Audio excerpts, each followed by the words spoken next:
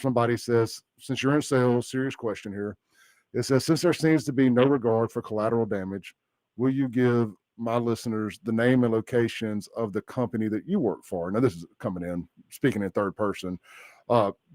Do you feel like, I guess this is circling back to the question about the collateral damage of Fowler, since you feel like since people seem to feel like there's no regard for collateral damage, would you be comfortable putting where you work out there?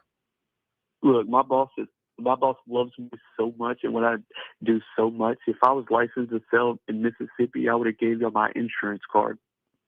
Nice one. Stand the 10 toes down on business. I like it. All right, on to the next question. A lot of people have asked this, and I think it's a good one. Why not take the evidence straight to law enforcement instead of doing what you do? Because the evidence is there either way. I mean, they can't turn down the evidence that I have just because I recorded a video. The evidence is there at the end of the day.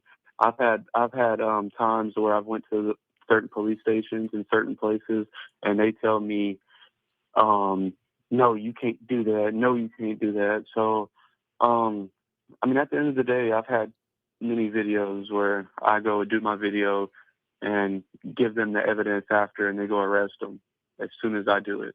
So I've learned that in doing this, it does not matter if you go and interview them first. If the evidence is there, the evidence is there. So with anybody saying that, it doesn't matter, at least to me anyway. Yeah, no, I'm with you on this one personally. Now, I'm not in law enforcement, and I'm sure some of them may disagree, whatever. But, I talked to one or two over the weekend that they like it because you can do some stuff that they can't do.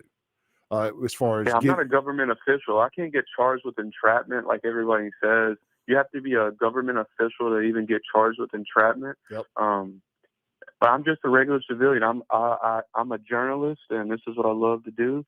I love to get into the mind of your local alleged pedophile, and what I love even more is seeing them locked up. So there's not one time that I don't go to the cops. Yeah, and I know you went straight to law enforcement when you left the dealership Friday, correct? Yes, sir, I did. Today I'm talking to them today.